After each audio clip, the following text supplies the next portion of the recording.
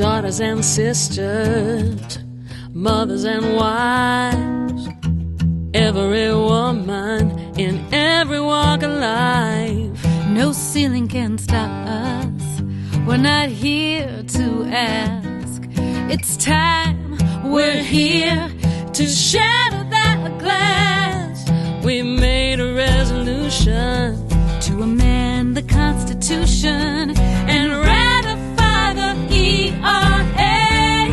Oh. Women across the Commonwealth and country are demanding our equality without an apology. My daughter in this picture that was taken 44 years ago, and we were on the mall in Washington, D.C.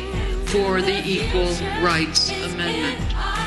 44 years is a long time to wait. For these 24 words to be the law of the land for every woman and girl. We've come a long way. And I don't know about you, but I think that it's right on time for Virginia to finally be on the right side of history. It's not too late. Together we will find a way. Oh, yeah. We live in a first-class country, Madam Speaker, but so many women are treated like second-class citizens. There are so many women, including those in this room, who paved the way for women like me.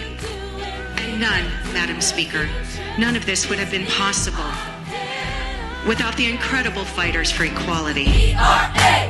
ERA! Ratify the ERA!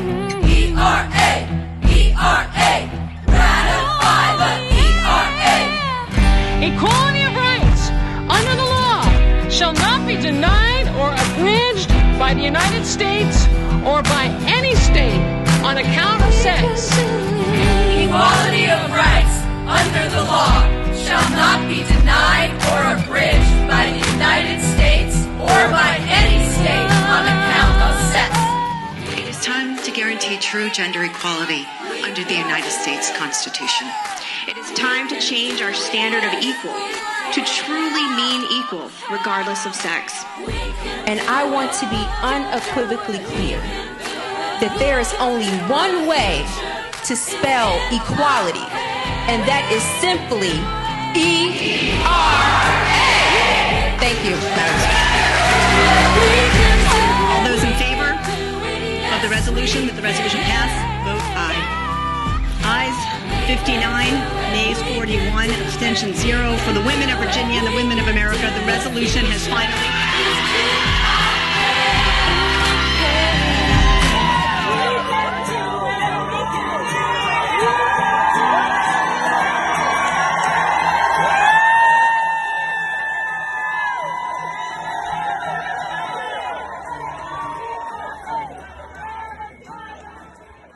Man, if that doesn't fire your pants up, I don't know what will.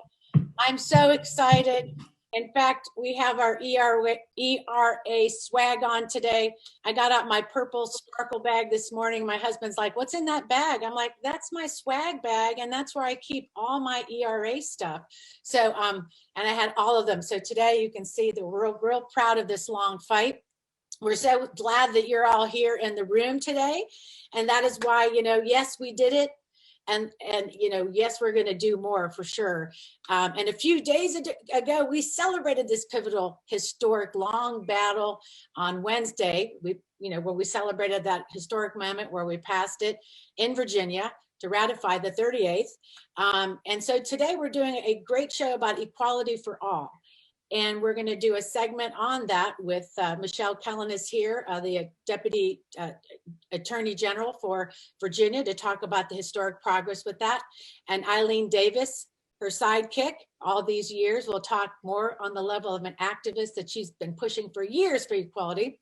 And then we'll do the second segment is going to be really important because you can't have gender equality without racial equality and the impact of race, because this is all about really getting down to policy and why rights matter and the law matters. So today, yes, it's about equality for all. And of course, we have the legislative spotlight today. Louisa Borowski will be here telling us about what's going on in Richmond. And we have two great lawmakers here, Sally Hudson and also Don Scott, to talk about what's going on their bills down in Richmond too, and give us some great updates. And we have a activist spotlight because we love to celebrate art and craftivism and activism. And that's with Julie Stern. So Julie, thank you for being here. But before I get rolling, I want to introduce my team, my power crew team here. We have Robin, show wizard behind the scenes over there, letting people in the room.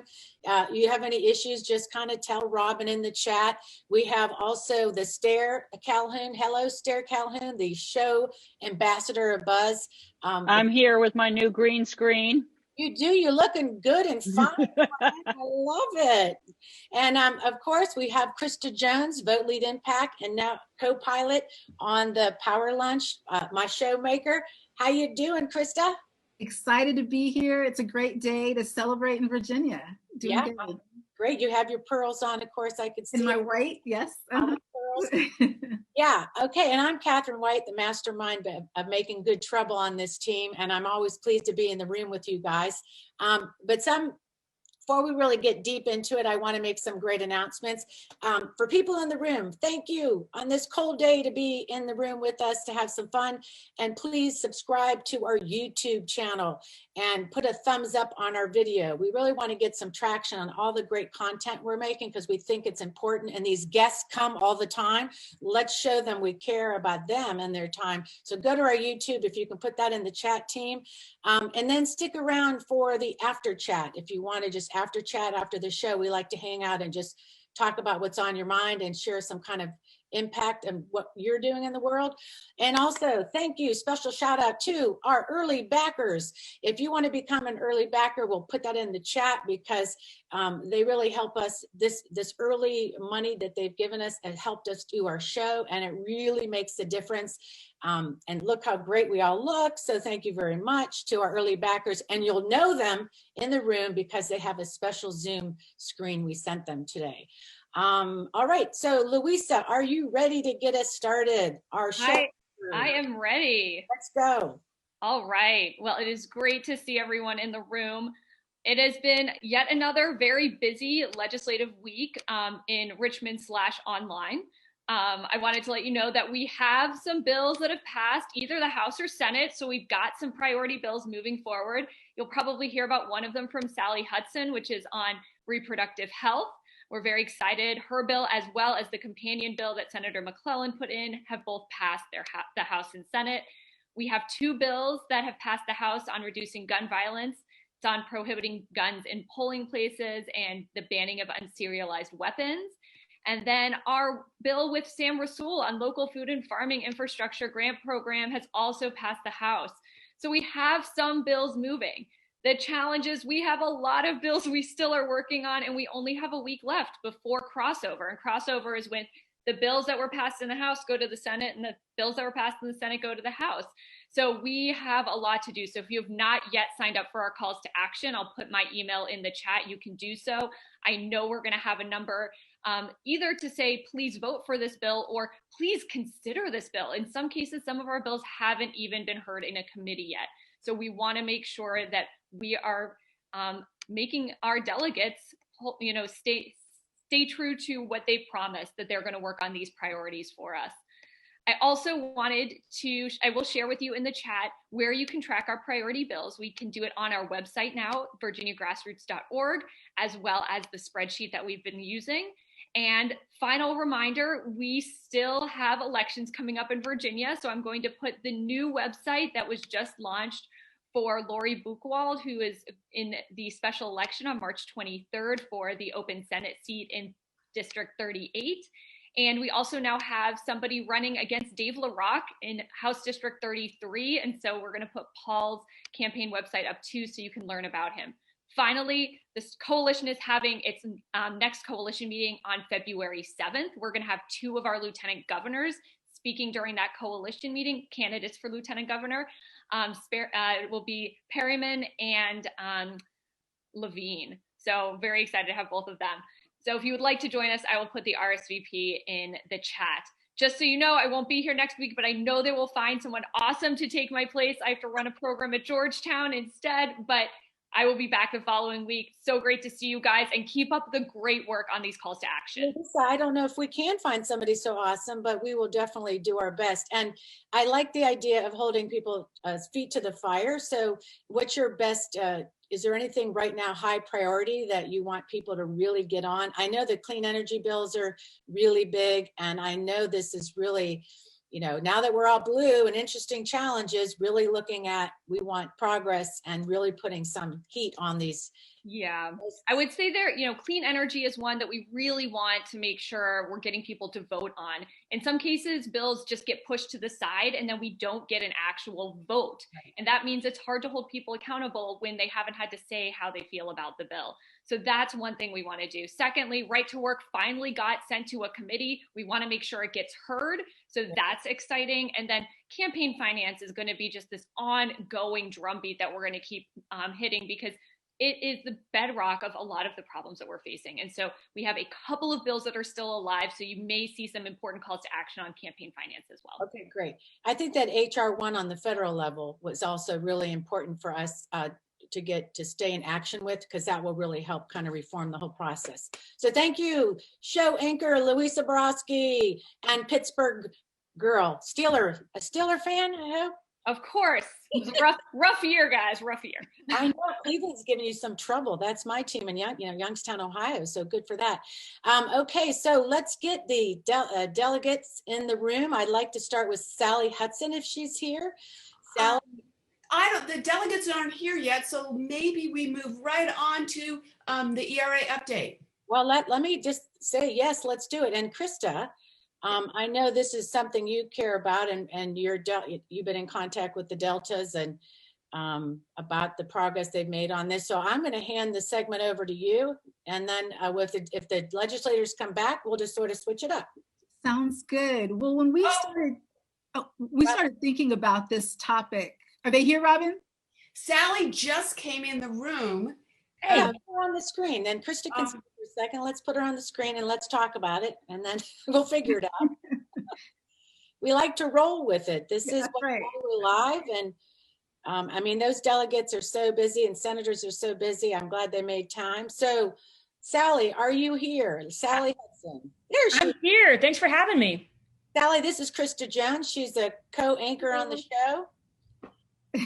We're just going to get right to it because we're real interested. We just did the legislative readout on everything going on down there. We're really interested in your bills that just passed, the one on reproductive rights. So I'm just going to let you take a few minutes to talk about what's going down there in Richmond. Wonderful. Well, thank you so much for having me. I wish we could be getting together in person, but this is the next best thing.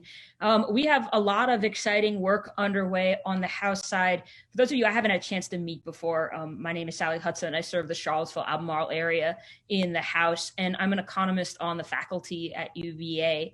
And most of my work right now is rooted in the economic recovery of COVID.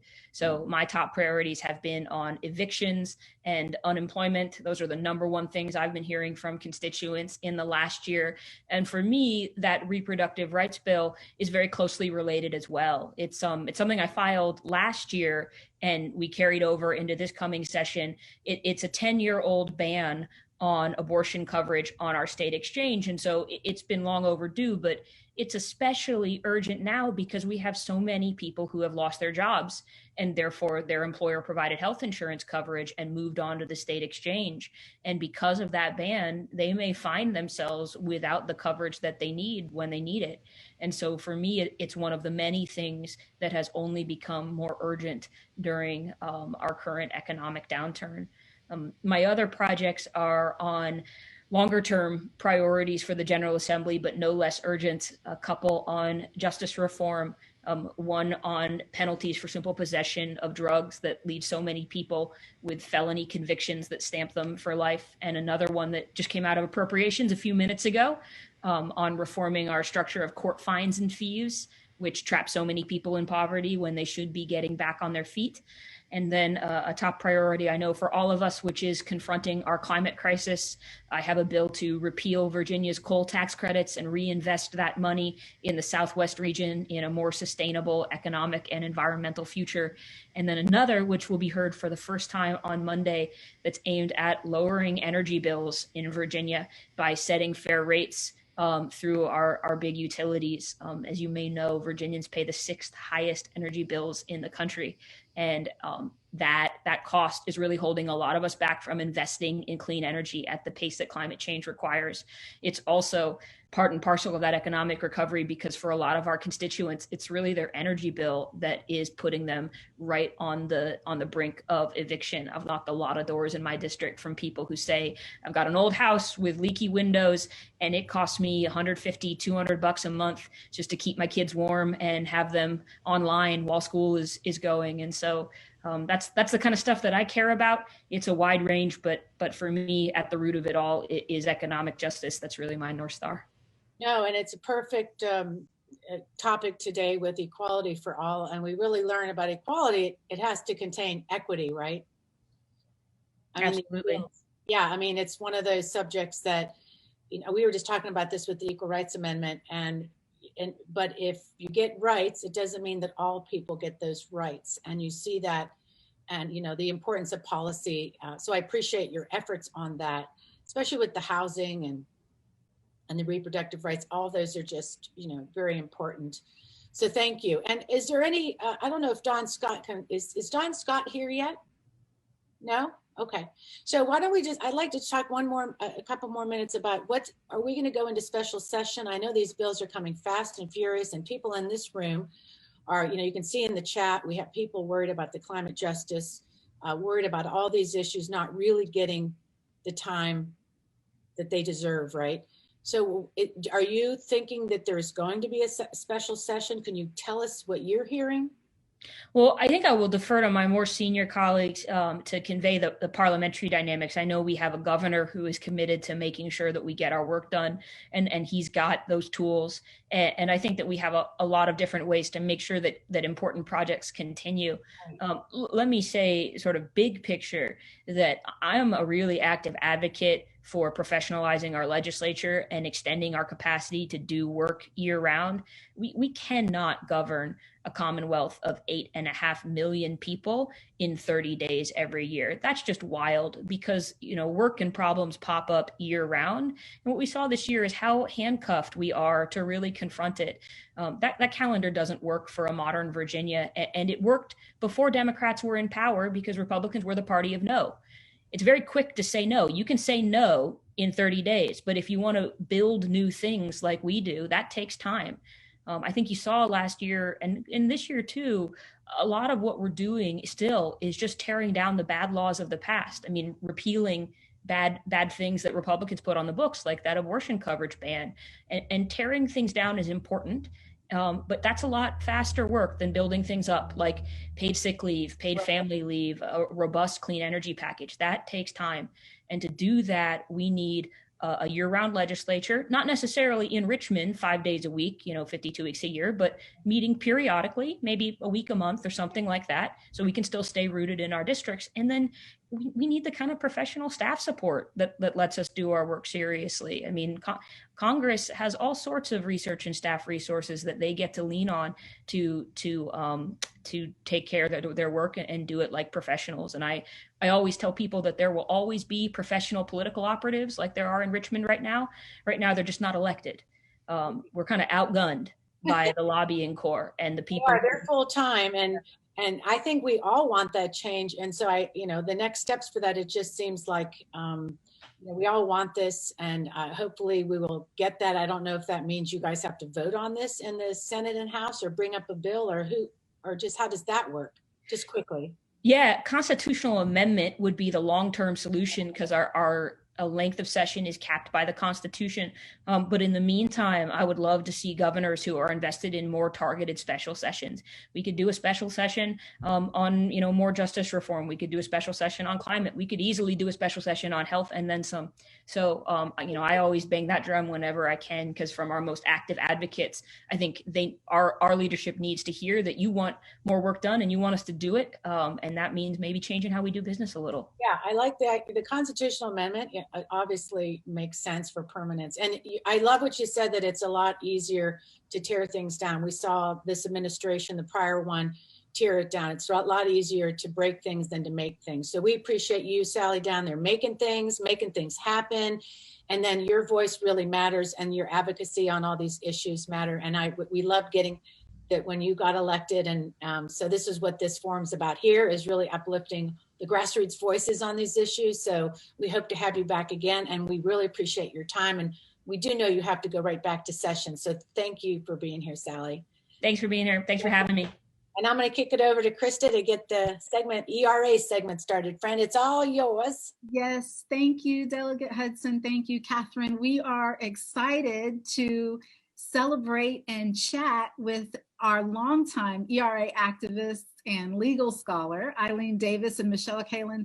Thank you so much for joining us today. I first spoke to Eileen, maybe it was last week, on the phone, and she said, "You're going to get to know me. You're going to get to know what I'm like." And I'm like, believe me, your reputation precedes you. I have heard plenty of amazing things about you over the years. So Eileen, let's get started. So just talk about, so where are we? We know we're at the year anniversary. Where are we now with the ERA, and what is next? Well, I'll tell you as I understand it as a layperson, and then Michelle can come behind me and clean it up if I say anything legally inaccurate. I call her Baby Ruth because she's our next generation Ruth Bader Ginsburg, and she knows I will always say that. We are in, it's interesting. After we ratified last year, and then the opposition promptly stopped David Fierro from certifying the ratification, I had a heck of a time explaining to people what that actually meant, why we were sitting in legal purgatory. And then the last administration went and did the same chicanery with the election, stopping certifying the election. Mm-hmm. So this is in the playbook. This is a way of stalling it in court. And of course the election got certified, but look at all we went through to get it done. But if you can't stop it, roadblock it. That's basically what is going on with us now. We are fully ratified by the standards of the Constitution in the same way the election was fully done by the standards of the Constitution, but they have decided to try and stop us from certifying, which is the same thing they tried to do with the election, because if you certify it, you send it into legal purgatory where it sits there and you try to stall it to death and that's your way of hobbling it. So we are currently in the certification purgatory. And Michelle can explain this a little bit better than me, but what happened was, after we ratified, the Office of Legal Counsel under the Barr administration sent a letter telling David Fierro to just kind of do nothing, because they weren't, and he could have ignored them as I understand it, but he decided, okay, I'm going to sit Dan down until I'm told, some of the legal answers come. Because remember, he's not a lawyer. He's not a decision maker. He's basically a glorified librarian. His role in the Constitution is strictly ministerial. So he's the head archivist, right? He's the archivist, and his job is to certify and publish, which is basically ministerial. He does no decision making at all. He's a glorified librarian. He takes all the things of the information of the United States and he puts it in one place for historic preservation. And when the Madison Amendment ratified, he very quietly certified it and published it, which had very similar issues to what we have today. Michelle can speak to that. When Nevada ratified, he quietly certified and published it. When Illinois ratified, he quietly certified and published. When we ratified, they went, oh crap, this is the threshold state. And then the opposition sat in a star chamber somewhere and said, okay, how are we going to stop this? And they said, well, we'll just tell them we can't certify it, and that'll put it into legal limbo. And that's where we are now. But there is good news. Number one, we've got Michelle, who's in charge of the legal action that the state of Virginia put out called Virginia v. Fierro. And Virginia is suing David Fierro in his role as archivist. Go and do your job. And that's basically what the lawsuit says. But Michelle will go into the drill down on that. And then we also have first day of this new session. I have here in my hand the resolution that the House and Senate. In the Senate, interestingly enough, it's SJ Res 1. And that's important because when we ratified in Virginia, it was SJ Res 1 and House Joint Res 1. That's a smackdown optic that says, we are done waiting on this. We're making this a priority. So in the House, in the Senate of the United States, Cardin and Murkowski, also notable that it's bipartisan, they have put in a resolution. And in the House, we have Jackie Speer and Tom Reed, also a Republican. And Tom Reed, fun fact, his district is in Seneca Falls, New York, where the Museum of Elizabeth Cady Stanton is. So both of these bills are bipartisan. Both of these bills are priority. And what they are is they are wording it that they are looking to expeditiously finish ratification of the Equal Rights Amendment. And the reason that they're doing that is one of the things the opposition is using. We argue that the ratification deadline isn't necessarily important, but what the hell, remove it, because that takes away one last thing they can complain about. Because right now they're hanging on to that like their last crumb of resistance. Okay, so this is to remove that. So it'll be interesting to see in this new Congress. The one answer I can't get is whether or not this is a simple majority vote or whether or not it has to have 60 votes. I haven't been able, maybe Michelle knows the answer to that. I don't know. And if anybody on this call knows, would you please tell me? But anyway, we are getting, the zeitgeist is with us. There's a woman in New York that just changed who I know, she runs some national advocacy organization, and she just changed her Facebook profile to an ERA national thing that they're going. So the bill that's now in Congress. So we're getting public momentum. There were a lot of people that were saying, oh, we wanted them to address this on the 27th of January. Problem is we don't have an AG yet. See, so if we're going to tell the Office of Legal Memo to please, tell Mr. Fierro that he can ignore that prior. No, I don't believe we should tell David Fierro what to do, because again, if the Biden administration tells David Fierro what to do, they're guilty of the same thing that the Trump administration did when they told David Fierro what to do. They can tell him he can ignore that prior, tell you what to do, and just do your job as you understand the Constitution says it. But so that's a sticky wicket, and Michelle will speak about that. Excellent. But the thing is that we are now in a place where the zeitgeist is with us, the conversation is, and on a point of personal privilege, I will tell you that in the Library of Virginia, they now have a case window with tchotchkes and things from our pursuit of the Equal Rights Amendment in Virginia. So we are now in the museum for perpetuity and part of it. And I've included a picture of the deltas. It's in the case. And isn't that an awesome place to be? I mean, Eileen, after working for so many years in this, I know you're just thrilled. It's good, but no cigar. We're still waiting. But look how we're almost there, and that's almost there. But almost only counts in horseshoes. So I want it done. Thank you so much, Eileen. So Michelle, sometimes it's like a marathon. The last mile, they tell me, is the hardest. I wouldn't know. I've never run a marathon, but the last mile is the hardest. Well, thank you so much, Eileen. No time to take your foot off the gas, ladies and gentlemen. We have to push for the finish. That's right. Thank you so much, Eileen. All right, Michelle, the floor is yours, darling. So Michelle, how likely is it? I mean, just playing devil's advocate, how likely is it that we can really get the ERA into the Constitution? So our theory of our case, our litigation, is that the ERA became part of the Constitution upon Virginia's ratification. Mm-hmm. That Article 5 says that the moment the requisite number of states ratify, and here it was the moment the 38th state ratified, it became part of the Constitution. So now it's a question of the archivist just doing his ministerial role of certifying and publishing. And really what that becomes is kind of an optics point, right? Like having the archivist having a new copy of the Constitution come out in the National Archives that shows the ERA as the 28th Amendment symbolically is very important. But as a legal matter, the ERA is already part of the Constitution and became so the moment that Virginia ratified. So this is a unique situation where it's less a question of the legal issue and more the optics. Now, the folks opposing us in the litigation would disagree with that. And perhaps that's something that's, ultimately we'll have a court weigh in on. But our view is that the moment Virginia ratified, it became part of the Constitution. And so what is next? What can we do at this point? So I think there are a couple things. From a litigation standpoint, the litigation is pending. We don't have an oral argument date yet set on the motions that are pending at the district court level. And some people think that this case is one that could go to the Supreme Court. The Supreme Court hasn't said much about the process of amending the Constitution. So legal scholars who are interested just in the amendment process itself are following the case. And that's going through the legal process.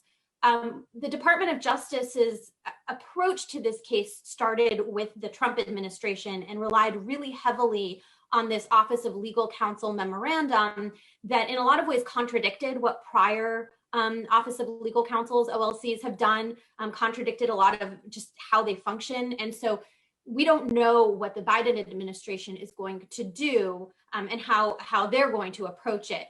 But in our litigation, there are also 5 other states that have intervened to oppose the Equal Rights Amendment, 3 of which claim that they rescinded their ratifications and 2 of which have never voted to ratify. And so no matter what the Department of Justice decides to do with this case, we still have those 5 states who intervened, who are trying to get the court to say, even if you accept the ratifications that happened after the purported deadline, which we say it is not binding, and Congress is working right now anyways to remove, but they say even if you set aside that deadline, you have to recognize these rescissions. And so the states are not we're not at 38 states.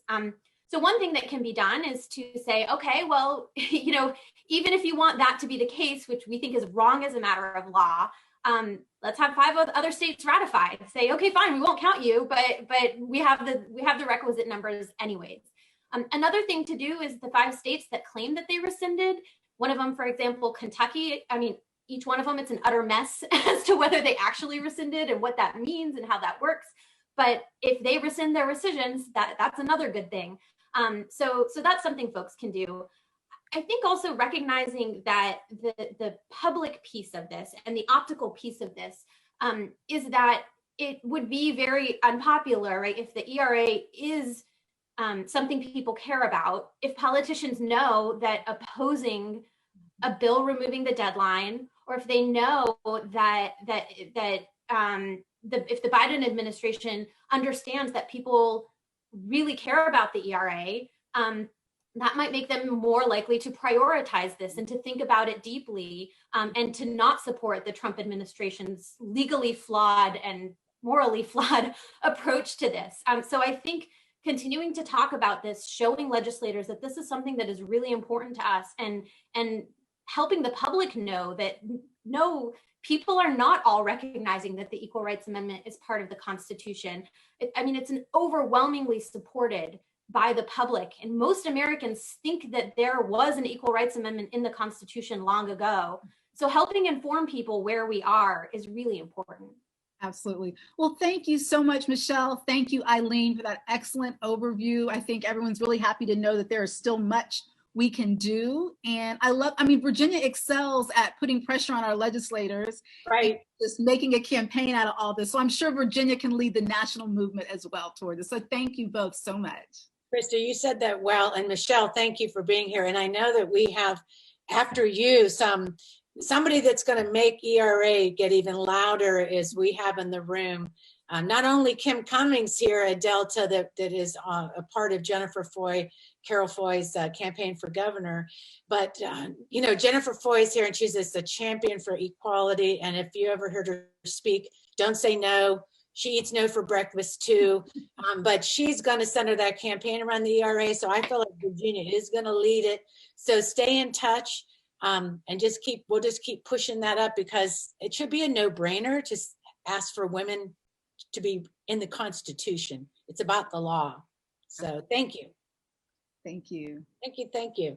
So our next segment, everybody, is continuing the charge with equality.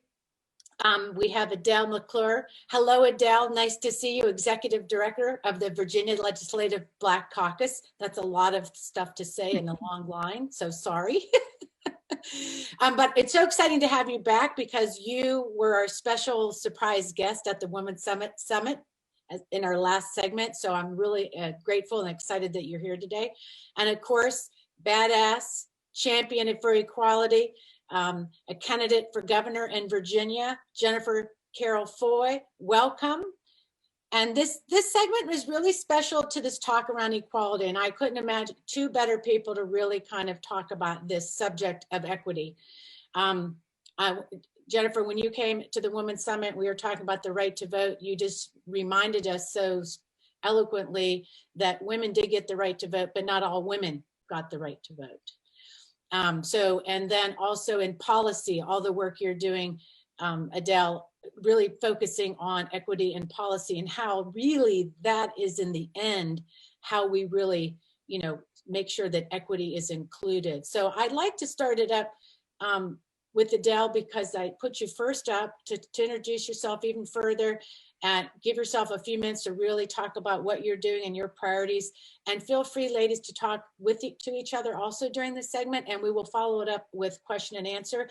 But after you're done introducing what you're doing on policy, then we'll just kick it over to Jennifer and talk about all the great stuff, your thoughts on equity and equality, Jennifer. Right, well, appreciate being with you all. Also, happy Friday. And I hope you all are grasping the concept of time better than I am. So I'm really excited to be with you on this awesome Friday Power Lunch. And I thank you for holding time and space to talk about the importance of equality and equity in the law. Also excited to be here with so many dynamic folks who spoke before me, and honored to be on this panel with former Delegate Jennifer Carroll Foy, who along with Senator Locke, Senator McClellan, and you all championed the ratification of the ERA in Virginia. And I had the pleasure of working with Jennifer Carroll Foy to bring about equity through policy change and efforts. And so as you all know, and you alluded to this before, when fighting and continuing the push for equality, we must absolutely address systemic racism in every facet of the work that we do. We have to bring folks to the table and into leadership positions, especially when you notice that Black and Brown voices are significantly missing. And our history demonstrates, as you all brought up, the importance of including racial equity in all of our efforts around gender equality. And with the 19th Amendment, we saw the right to vote expanded to women, but during this time, Black men and women were still violently denied access to the ballot box. And then there were so many who realized that it was important to fight for racial equality, even when others did not recognize the importance and often excluded Black women from the women's suffrage movement. And so still in the face of oppression and exclusion, we saw brave folks stand up, march, and demand the sacred right to vote for all. And these civic actions resulted in the passage of the Voting Rights Act in 1965. And this was so far from the end of the struggle. And so it's important to remember and recognize the systematic efforts that were taken to exclude Black, Indigenous, and people of color from achieving gender equality. And so we must recognize the intersectionality between when someone is fighting multiple fights on the equality front, like BIPOC, LGBTQIA folks, and we must simultaneously seek gender equality with a particular focus on lifting up these marginalized groups, because this would lift us all. And so every year, the Virginia Legislative Black Caucus sets forth a legislative agenda building upon decades of efforts and a holistic approach to working to end systemic racism. And this year, we set forth an 8-point comprehensive agenda that includes a number of measures focused on civil and human rights, recognizing that racism is a public health crisis, measures expanding justice and policing reform, supporting and protecting our workers, especially during this pandemic, and expanding economic security and opportunity, housing access, and strengthening eviction protections to mitigate the crisis instead of exacerbating it further. And we also have measures increasing access to healthcare, essential services, access to education and supporting Virginia's children, and pushing for environmental justice, transit improvements, and promoting public safety. And as you heard before, a lot of these measures are moving through the General Assembly. And even after these measures pass, we still have so much work to do, and looking forward to continuing that with all of you And thank you for what you do and the hard work and efforts that you take to address the fight for equality together. So I look forward to this conversation, and thank you for giving me the opportunity to introduce the work that we do. We're so glad to have you here. And yes, stronger words, we're all hearing it. And this is where I love that Joe Biden, now president, has said that everything should be framed up with that frame. So with that, I want to kick it over to Jennifer to talk about, some of the words the president has said now, and it's such a breath of fresh air. And then just what you have, what you want to say about this fight that you've been in really your whole life. And we're so pleased that you can come today. I know you're busy, just fighting always for equality, and you'll be doing an ERA tour, maybe possibly again. But anyway, so glad to have you here. And then I just want to say one more thing. If you have a question for this panel, please put it in the chat, and Krista will look at that and she will facilitate any of those questions. So, hello, Jennifer. Hi, and I will always make time for you all. Network Nova, these women and men are my friends and people who have turned advocacy into action. So we are in partnership. We're allies, and I will always be here when you call. And so we have yet to reach the fullness of our citizenship. And when I say we, I mean as women, as Black and Brown, as Indigenous women, we are still not there yet. So America owes us a debt. And women and Black and Brown people, we are here for that debt to be paid in full. It is 2021. Women are still paid less than our male counterparts. If you are a Black woman, that is 60 cents. If you are a Latina, that's 50 cents. If you're an Indigenous woman, it is less than that. We're talking about sex discrimination is still in existence. And while I'm excited to say that on June 26th of this year, we will be celebrating the 25th year that former Supreme Court Justice Ruth Bader Ginsburg made the decision to admit women to Virginia Military Institute, breaking down one of the largest barriers for women having access, equal access, not separate access, but access to one of the top military colleges in this country. And by her making that decision, it allowed me to hear her voice and listen to her words when men in my class in high school told me that women have a place and we need to stay in it, that our brains are smaller, we are born inferior. And so taking up the challenge with the other two men who said they were going to go to VMI and looking at them and saying, me too. And when they getting their head shaved bald, so did I. And when they put on a man's uniform, me putting on a man's uniform, ensuring that VMI did not have two sets of standards, because in order to prove that we belong in the room, the rules need to be the same. And we don't need them to change because we are equal and we are deserving of such. And like my auntie used to always tell me, if you want something done well and done right, you have a woman do it. So if we are to change any of those standards, I don't want to hear anything from the naysayers that we don't belong. And so making sure that happens and celebrating this year in that moment, another huge success, but we have a ways to go. Because when you look at even women's right and access to voting, we have to look no further than the most recent elections. And we can see that there were some women who were boxed out and kept from the ballot box almost at the same rates as they were in the 1950s and 60s. And the majority of those women were Black and Brown. And so until all of our rights are secured, none of our rights are secured. And we have to treat it as such. So that debt must be paid. That debt for equality, that debt for fairness, that debt for justice. And so even when you're looking at COVID-19, women have lost the most jobs. We are bearing the brunt of COVID-19. We are more likely to feel the residuals of this pandemic than our male counterparts because we're having to make decisions between homeschool and childcare or going back to work. So you see it in almost every facet and gamut of our lives. We're doing double duty and we're being paid less and we're paying more just for being a woman. So the taxation on women, that pink tax, needs to be eradicated. And there is a list, there's a litany of things that must be done. But in order for this to happen, we must not only be in the room. It's not enough to have bills written for women and for Black and brown women, we need bills written by Black women.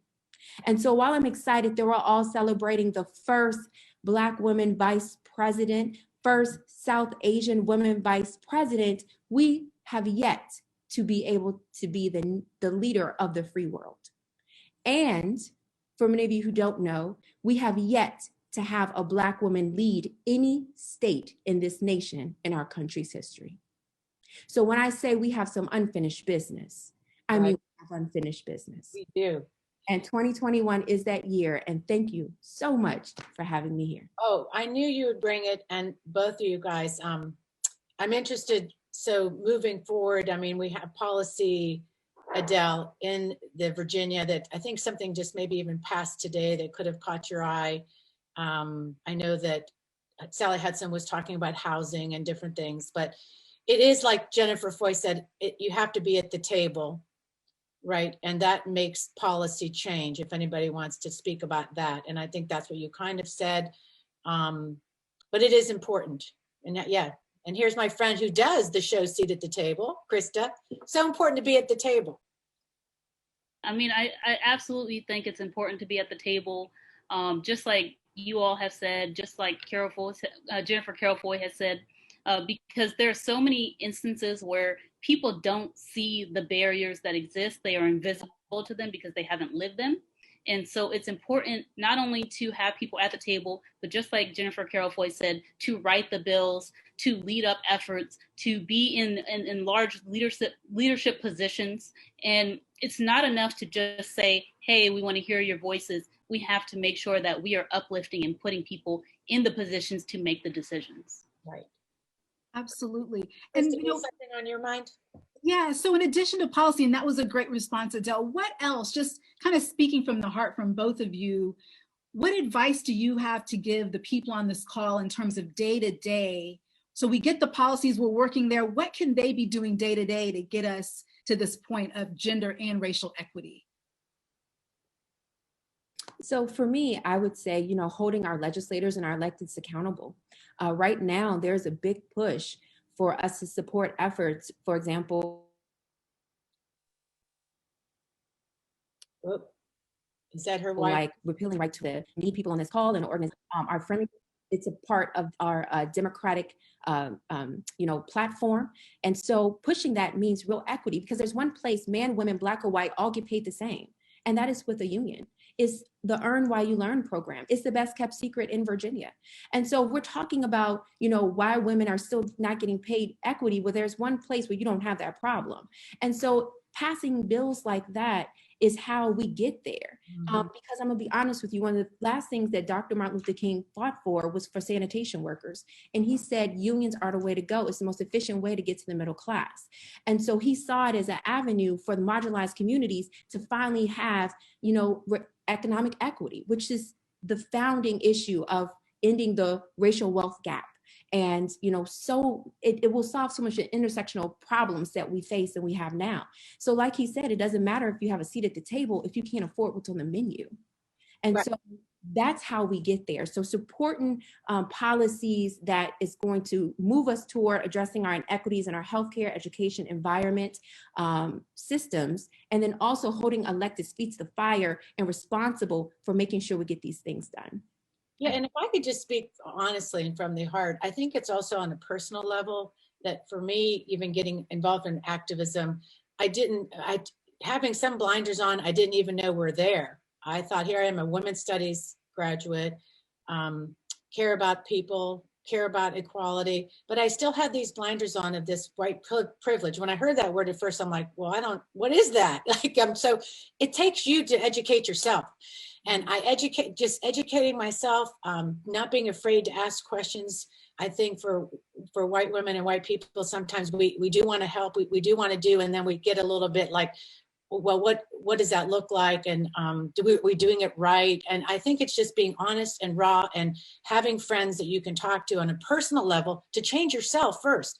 Open your heart, have that compassion and empathy. And I'm just speaking for myself, is that my whole world has changed in the last 4 years, opening up to all this knowledge. And then I feel like I'm really in this fight I'll never see the world again the same way. And I'm so grateful for that, right? Everything has to be from that level of understanding white supremacism, white supremacy, patriarchy, all of it intertwined and baked into that damn table. So it's really breaking the table, revisiting, making it a freaking priority that we have to see this. Sometimes people give pushback because they're afraid. They don't know what it means. So it's addressing of those fears that people right away get resistance, right? Because they're like, well, what did I do? So we have to learn how to talk about it too on that personal level, right? So wrap up with, if you both can speak to just wrapping this up, Jennifer and Adele, and then we'll move on. We have a great spotlight coming up next that will at least titillate us a little bit about some art and activism, but I'd love to have a wrap up from you guys. Yeah, if I can just wrap up by adding to what's already been said, in terms of your daily life and in terms of holding your elected officials accountable. Also, in addition to unlearning the revisionist history and making sure to properly educate ourselves on what has happened, and that is the way to continue to move forward.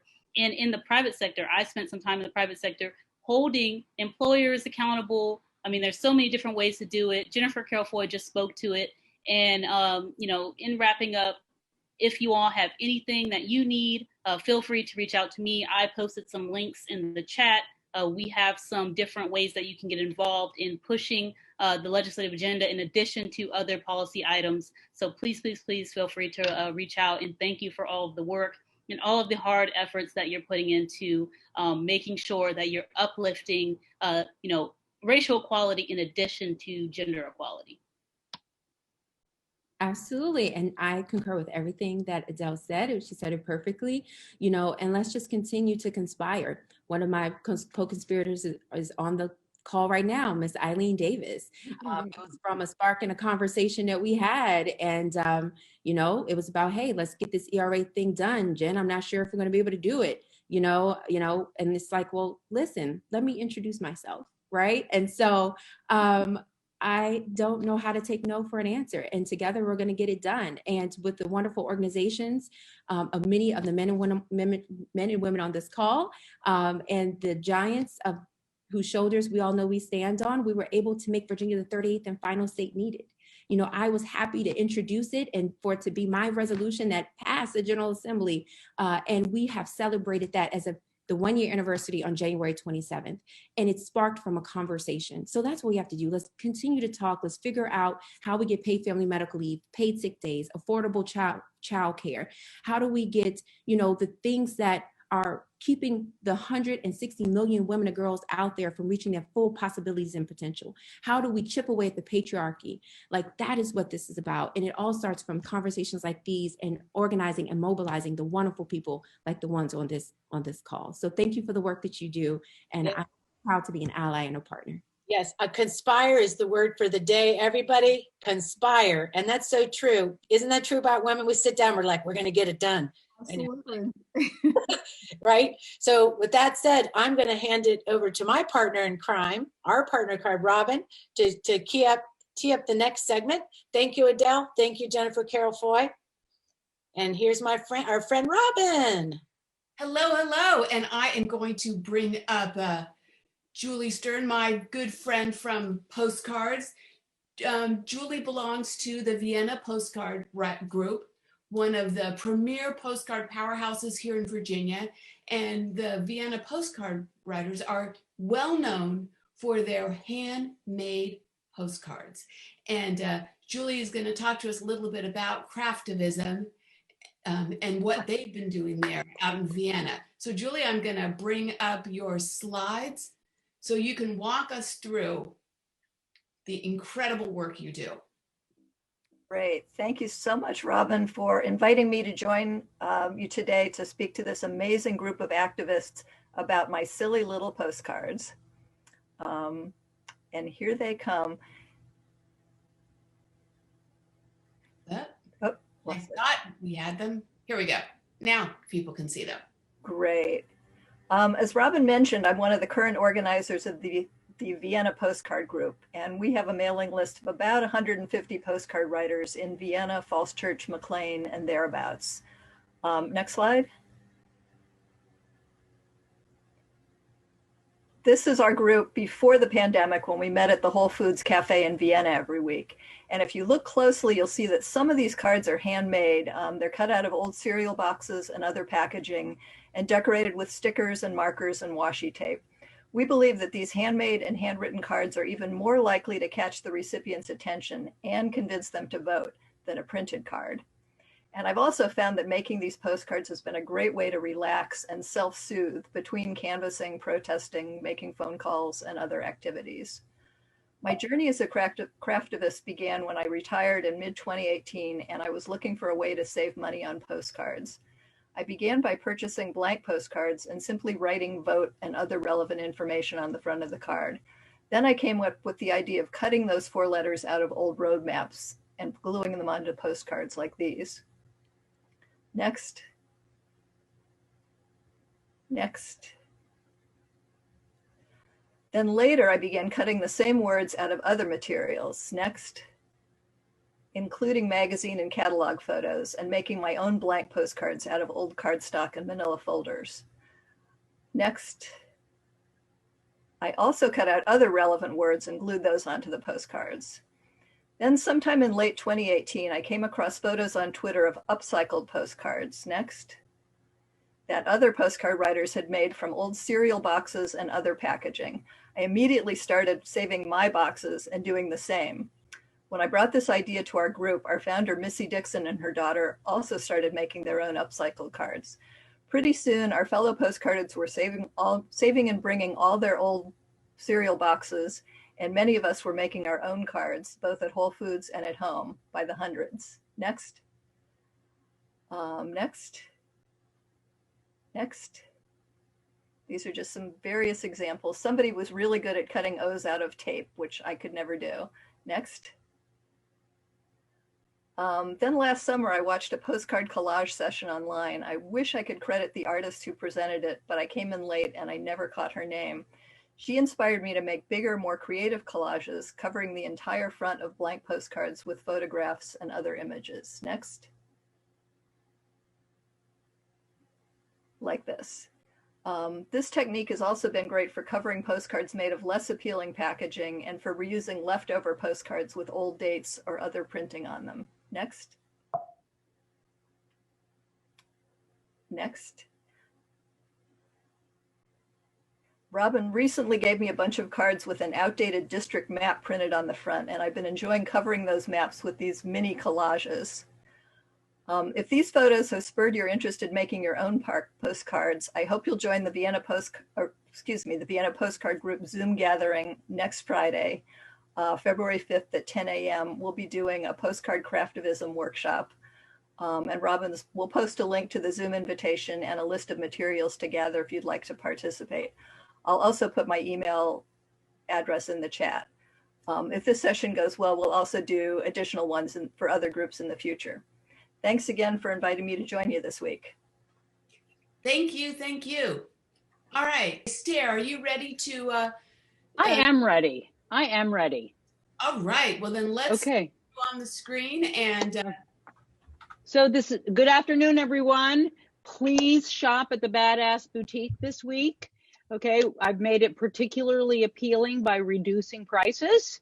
So we've got reduced prices on our fabulous inaugural tote bag, and we are also featuring our new button by Shireen, which is Be Mass. It's the new blue deal. Could you shift over to that and show that one, Robin? Yep. Okay, so it was back one, if you don't mind, Robin. Okay, so there it is. It's the new blue deal, and we've got the mask there as well, designed by Shireen. Forward, please. You will want to go, of course, to the pins, panties, and postcard section. That's where we have not only our fabulous pins reduced, as I mentioned, but also, next slide, please. The postcards ready for Lori Buchwald, running in Senate District 38. Okay, so we'll all be starting to write postcards for her soon. So thank you. Let's shop. Let's shop. Can you see me now? We can see you now, but we have one more announcement. Kat. Yes, go for it. I want to, yes. All right. So, as you know, we have a lot going on here at the Friday Power Lunch, and we have some internships available. Do you have a son or daughter living at home who has a few extra hours that might want to earn a few bucks? Well, we've got some task-specific internships available. We're looking for a wordsmith and a social media wizard. If you have someone you know that might be perfect for this, send them our way. We'll put the email address in the chat. And with that, I'm going to pass it over to Catherine. All right. I'm glad I got my my screen back. I was kind of stuck in this Zoom land for a little while, and it was kind of crazy. But so again, we're at the end of a great session, a great power lunch. I'm so glad you were all here. Again, I want to say a special thank you to our backers. If you want to be a backer, back the show. We'll put the chat in there.